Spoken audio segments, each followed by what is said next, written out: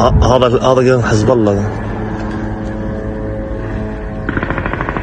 ولع।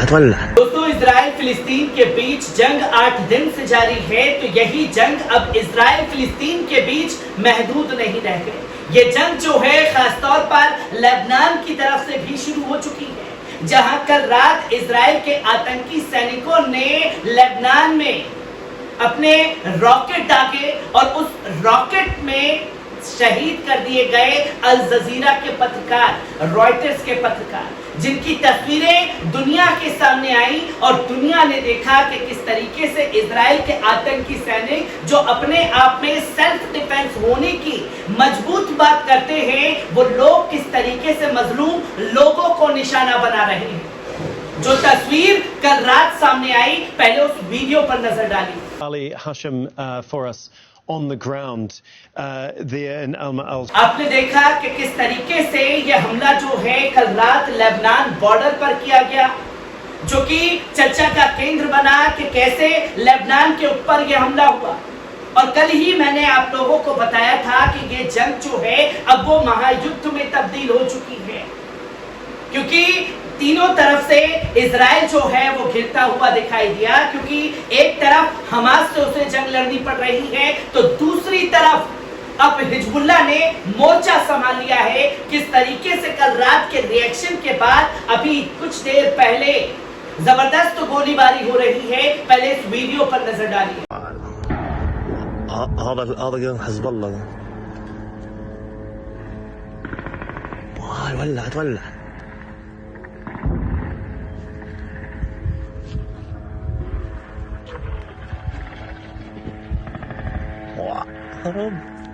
आपने देखा ये वीडियो, जो तस्वीर कल लोगों के सामने आई, आज उसका रिएक्शन देखने को मिल रहा है, जहां अब इस जंग में तस्वीरें साफ हैं कि अब 2 जगह से जंग हो चुकी है और दोनों जगह से इजराइल जो है वो बुरी तरीके से घिर चुका है। आपको मैप के जरिए भी समझाने की खासतौर कोशिश करूंगा कि कैसे जो लोग ये बता रहे हैं कि भैया इजराइल जो है वो बलवान है और कैसे घेराबंदी हो रही है, ये तस्वीर को समझना जरूरी। एक तरफ आप इस नक्शे में खासतौर पर देख सकते हैं गाजा से लगातार बमबारी जो है वो तेल अवीव के ऊपर जारी है, वेस्ट बैंक में कुछ जगहों पर और तमाम जगहों पर ये तस्वीर जो है वो जारी है। यही से हाइफा पर भी रॉकेट दागे जा रहे हैं हमास के द्वारा, जो कि ये तमाम तस्वीरें आपके सामने। अब यही से आप देखें कि ये इजराइल का ये नक्शा पूरा इजराइल और इसी के ये छोटा सा गाजा बसा पड़ा है फिलिस्तीन, और फिलिस्तीन की जमीन पर कैसे इजराइल कब्जा करता गया और अपनी धाक जमाने के लिए गाजा पट्टी को खत्म कर देने पर तुला है, मस्जिद अल अक्सा को शहीद कर देने पर तुला हुआ है, जो तस्वीर लोगों के सामने है। और जब ये लगातार हमले गाजा के ऊपर हो रहे थे, तो बैकअप हमास को देने के लिए हिजबुल्लाह ने तमाम तरीके से हमला जो है वो शुरू कर दिया इजराइल के ऊपर, जो तस्वीर आपके सामने है। और ये शिबा फार्म्स, जो कि यहाँ आप साफ तौर पर नक्शे पर देख सकते हैं, यहाँ ये बॉर्डर इजराइल का बेरूत और ये लेबनान का बॉर्डर, ये लेबनान शहर शुरू हो गया। यहाँ से आप अगर ग्राफ को देख करके समझ पाए तो यहाँ तक इजराइल महदूद है, फिर इससे जस्ट ये जो बॉर्डर लाइन है यहाँ से शुरू हो जाता है लेबनान, और लेबनान का ये शिबा फार्म जहां से रॉकेट दागा गया खासतौर पर इजराइल के ऊपर। ये रॉकेट 150 किलोमीटर की दूरी से दागा गया और ये तस्वीर लोगों के सामने आई। और ये लेबनान का बेरूत, जहां पर ईरान के फॉरेन मिनिस्टर की वहां के नेताओं से, हिजबुल्लाह के नेताओं से मुलाकात हुई, और उसके बाद ये हमला जो है इजराइल की तरफ से तेज किया गया लेबनान के ऊपर, जो रात को तस्वीर थी। और जब रात को ये तस्वीर सामने आई तो दिन में किस तरीके से अब गोलीबारी हो रही है बॉर्डर पर, ये तस्वीर आपके सामने है, जो कि लेबनान की तरफ से भी अब इजराइल घुस चुका है, क्योंकि यहां से भी उसे रॉकेट पड़ रहे हैं।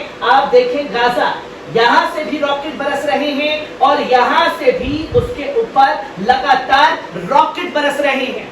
दो तरफ से घिर चुका है इजराइल। और अगर मानिए कि जिस तरीके से सीरिया में हमला किया गया, एयरपोर्ट को निशाना बनाया गया इजराइल द्वारा, ऊपर नीचे से गाजा, ऊपर से लेबनान, और अगर यहां से भी ये जंग शुरू हो गई तो सीरिया की तरफ से भी घिरेगा, तीन तरफ से घिर जाएगा इजराइल।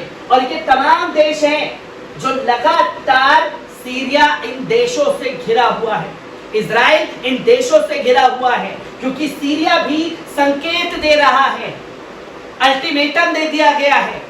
जो तस्वीर आपके सामने है, क्योंकि इसे देखना समझना बहुत जरूरी है, क्या कुछ हो रहा है। ये पहले धमाके हुए कल रात को, जिसकी आवाज हर कोई देखकर हैरान रह गया, इसलिए रात के आकाश में भड़कने वाली लपटों को नहीं देख सकते, लेकिन हम उन्हें सुन सकते हैं। पहले एक जोरदार धमाका होता है, फिर लंबी चीख, जब वे एक आकाश से मिलकर दूसरे देश में प्रवेश करते हैं। लेबनान के साथ इजराइल की उत्तरी सीमा पर घबराहट स्पष्ट सुरक्षा अलर्ट के कारण शुरू हो गया है। उत्तर से घुसपैठिए आग की लपटें इजरायली सैनिकों को अंधेरे में उन्हें खोजने में मदद करती हैं, जो रात के टाइम पर खासतौर पर इजराइल ने हमले की ठानी है, क्योंकि दिन में वो न तो हिजबुल्लाह से सक पा रहा है और न ही हमास से सक पा रहा है। इसलिए रात के टाइम पर गाजा पट्टी पर बम बरसाए जाते हैं, बम बरसाए जाते हैं लेबनान के ऊपर। जैसे ही सायरन बजता है, सभी अपनी कार में निकलकर एक स्थानीय सुरक्षा दल सुरक्षित आश्रय में जाते हैं, टीवी समाचारों के इर्द गिर्द इकट्ठा होते हैं और जानकारी के लिए बेताब होकर सेना के चैनलों पर लगे अपने रेडियो चालू कर देते हैं। अफवाहों ने कहा गया कि ये उत्तर में एक ड्रोन या ग्लाइडर से हमला किया गया।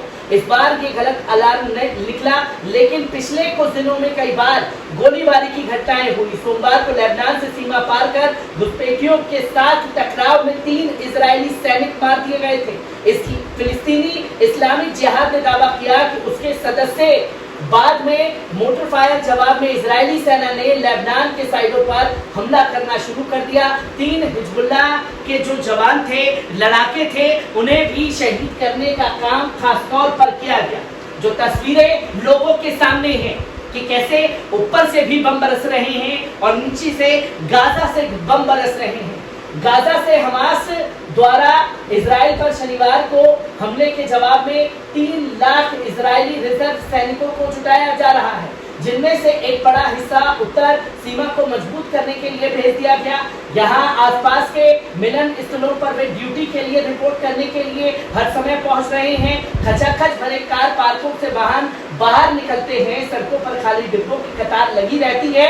एक बस स्टॉप पर हरे कपड़े पहने सैनिकों को एक धूप से बचा रहा है और जरूरत पड़ने तक अपनी ऊर्जा बचाने के लिए जमीन पर आराम कर रहा है। जो तस्वीरें लगातार सामने आ रही हैं, वहीं जिन लोगों से आप मिलते हैं उनमें से अधिकांश लोग घर से आपको परिवार के सदस्यों के बारे में बताते हैं, जो सेवा करने के लिए तमाम तस्वीरें सामने आती हैं। जो कि पत्रकार को शहीद किया जाता है लेबनान के बॉर्डर पर। अल जजीरा के पत्रकार अदीब उस समय के बारे में भी बात करते हैं जब गांव की कोई सीमा नहीं थी। उनका कहना था कि ये संगठन यहूदियों और अरबों के बीच अंतर नहीं करते। हम अरब हैं, हमारे पास मस्जिद है और वे गांव को नुकसान पहुंचाते रहते। हमारी मुलाकात से एक दिन पहले अदीब की टीम हरकत में आ गई थी। उन्होंने कहा लेबनान कुछ भी घुसपैठ हुई थी और उसमें निवासियों को आश्रय स्थलों में जाना पड़ा था। हम और सेना एक रक्षा चौकी पर गए, वे हमारी तरफ से कुछ गोलीबारी हुई और अब हम नियमित जीवन जीने की कोशिश कर रहे हैं, लेकिन हम लोगों से हमेशा बम शेल्टर के करीब रहने के लिए ही कहा जाता है। जो तस्वीर लोगों के सामने है और लेबनान सीमा पर भी इजराइल की बमबारी कवरेज कर रहे एक रिपोर्टर को शहीद कर दिया जाता है, जहां कर्मचारी एलवी ब्रिखिया और रिपोर्टर कार्मेन जोरखफ को घायल कर दिया जाता है, जो अल जजीरा के लिए उस दौरान वहां पर रिपोर्टिंग कर रहे थे। अब ये जंग खूनी जंग हो चुकी है, महायुद्ध में धीरे धीरे तब्दील हो रही है। किस तरीके से अपडेट आ रही है, हर एक अपडेट को पल पल के जरिए आपके साथ साझा करता रहूंगा। दीजिए इजाजत, शुक्रिया।